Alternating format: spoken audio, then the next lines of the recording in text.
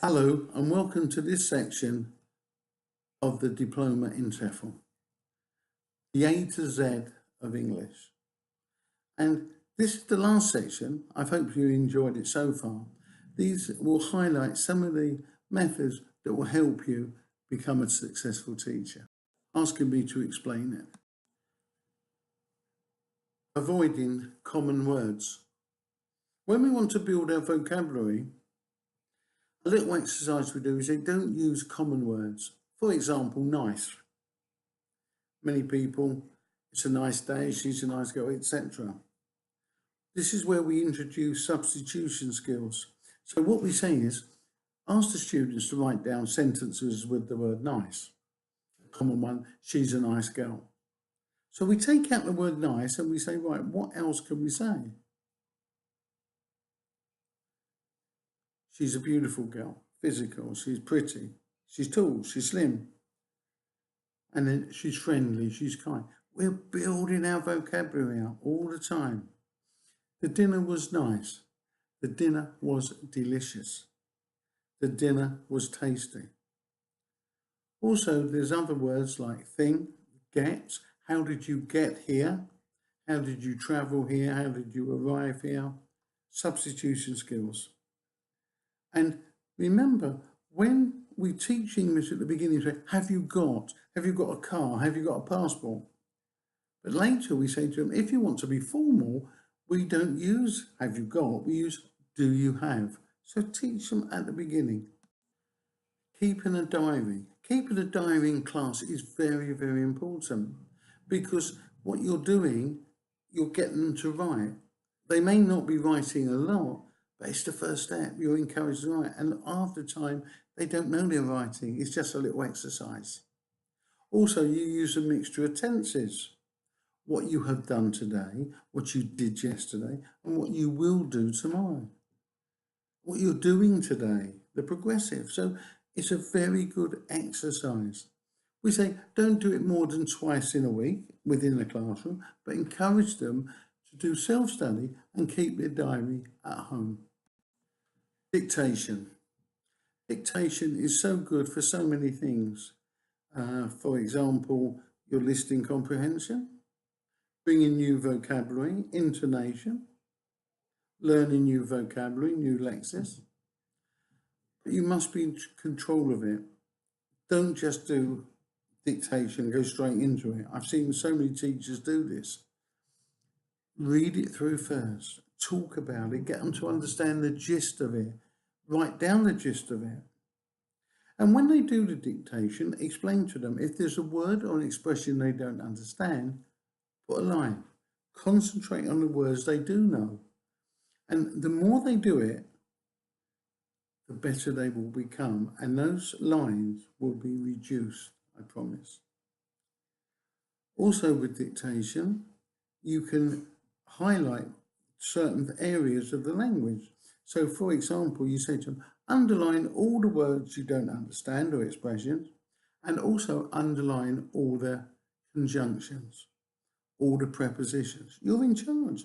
So you know what the exercise is for and what you're looking for and how to assess it.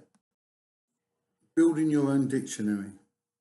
As I say to all my students, there are thousands and thousands of words in the English language. And most of them you'll never use. So only learn what you need. What you see, what you hear is what you learn. Build up your dictionary, and this is where you can bring in word families. We've spoken about this before.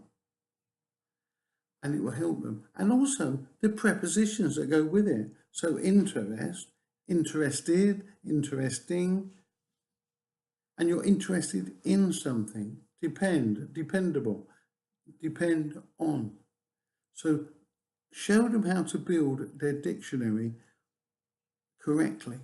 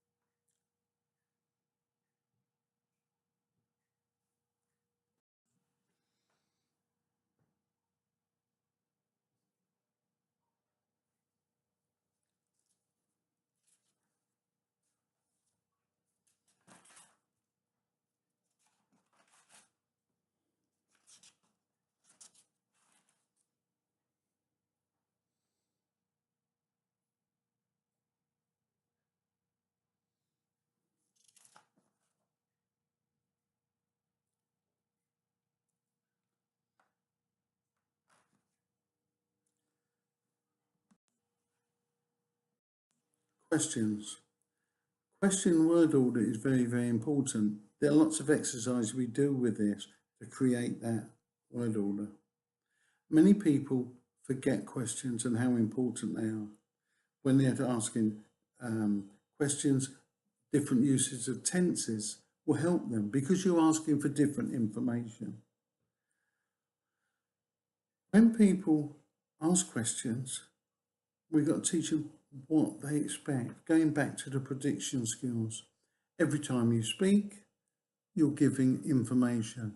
Every time you ask a question, you're asking for information and you're giving messages. So it's very important, questions. Question tags. Question tags are important regardless of what many people say. I've been in the past been told that question tags are not important. They've been told this by their university lecturer. And the person in question, the girl in question, was actually a law student. So I said, but they are important. We know that sometimes with the intonation, if it goes down, all you're looking for is confirmation. You're English, aren't you? You like chocolate, don't you? It doesn't constitute an answer. It doesn't constitute a question. So that, yes. But with a lawyer, if they're interviewing someone, they're cross-examining them.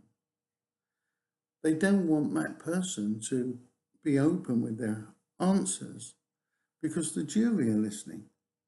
So, you knew him, didn't you? You knew him, didn't you? You did this, didn't you?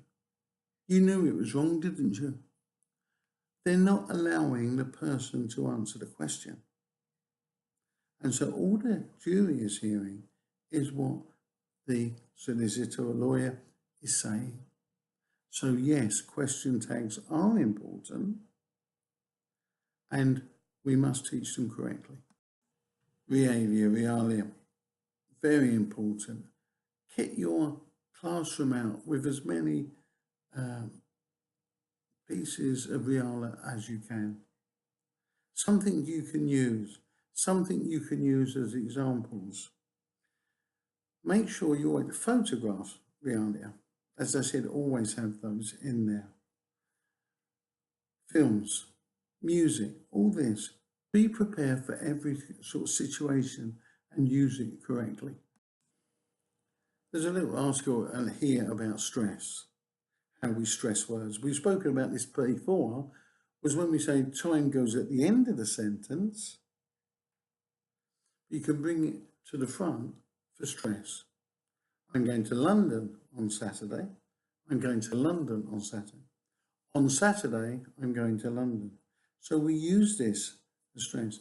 Also with words, as we use words families, we look at the stress syllable. There is a section in there for you, and it is an important section for the students if they want to become fluent. Tenses. Tenses is a vast subject, and we've broken it down. We've got their own grammar sheets, so you can look at them and explain it to the students and learners in a good, positive way, in an interesting way, a way they can identify with. Remember what we said earlier, people say always is present simple, but no, we can use it with all the simples, all the progressives, and all the perfects. So always be open to that. We've got a very good section on grammar, how to teach it. And if you need any extra help, you can always contact me. So we come to the end of this video. I hope you enjoy it. I've just touched on some major points. The book and you explore the language will help you a great deal. So I thank you. Cheerio.